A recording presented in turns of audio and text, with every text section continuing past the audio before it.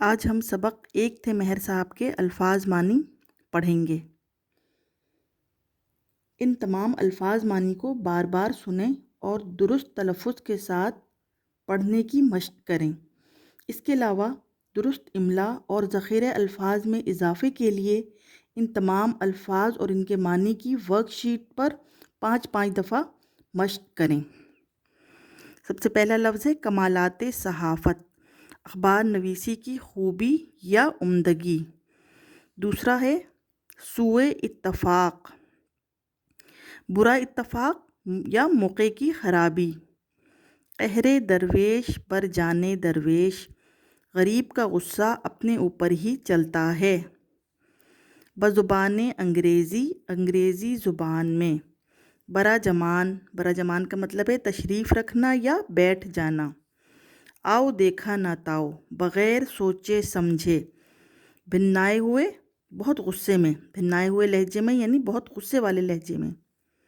جنون، دیوانگی، پاگل پن۔ لٹ، لاٹھی سے نکلا ہے، اس کا مطلب ہے لاٹھی۔ بدحواسی، گھبراہٹ یا پریشانی۔ تہیہ، تہیہ کا مطلب ہے ارادہ یعنی کسی بات کا تہیہ کر لیا، ارادہ کر لیا۔ اکتفا، کافی ہونا، کافی سمجھنا، قناعت۔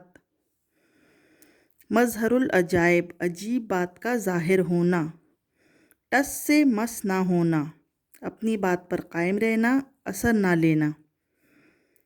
ہنومان، بڑے بڑے جبڑوں والا بندر یعنی بندروں کا سردار۔ شور و شغب، شور شرابہ، شور و غل یا شور و ہنگامہ۔ لوٹ پوٹ ہونا، الٹ پلٹ ہونا۔ لوٹ پوٹ ایک محاورے کے طور پر بھی ہے، ہنسی کے مارے لوٹ پوٹ ہو گیا یعنی ہنسی کے مارے الٹ پلٹ ہو گیا۔ تشہیر، تشہیر مشہور ہونا۔ زمین میں گڑنا، بہت شرمندہ ہونا، شرم کے مارے زمین میں گڑ گیا۔ استغاثہ، فریاد کرنا، انصاف کرنا۔ جان میں جان آنا، اطمینان ہونا، سکون ملنا۔ تختہ مشق بنانا، کسی مقصد کے لیے کسی کو بار بار استعمال کرنا۔ مظہر، ظاہر ہونے کی جگہ۔ نہایت سری، بہت تیزی سے۔ بھونچکا، حیران کر دینا۔ چشم زدن، پلک جھپکتے میں۔ تو چل میں چل، ایک ایک کر کے لوگوں کا آنا۔ نقیب، خبر دینے والا۔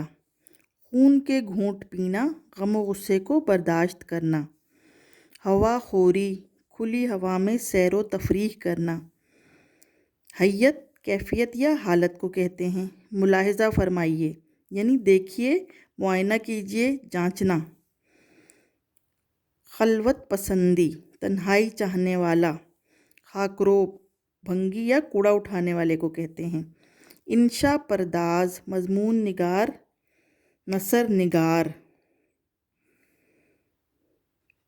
تدبیر، علاج یا ترکیب۔ صبر و شکیب، تحمل و برداشت۔ چشمہ ساز، چشمہ یا اینک بنانے یا مرمت کرنے والا۔ چشمہ ساز اینک بنانے والا اور چشمہ سازی اینک بنانا یا اینک مرمت کرنا۔ ساز، بنانے والا اور سازی، بنانے کا کام کرنا۔ رفقا، رفقا کا مطلب ہے ساتھی۔ پیشتر، پیشتر مطلب پہلے۔ ان تمام الفاظ کی بار بار لکھنے کی مشق کریں۔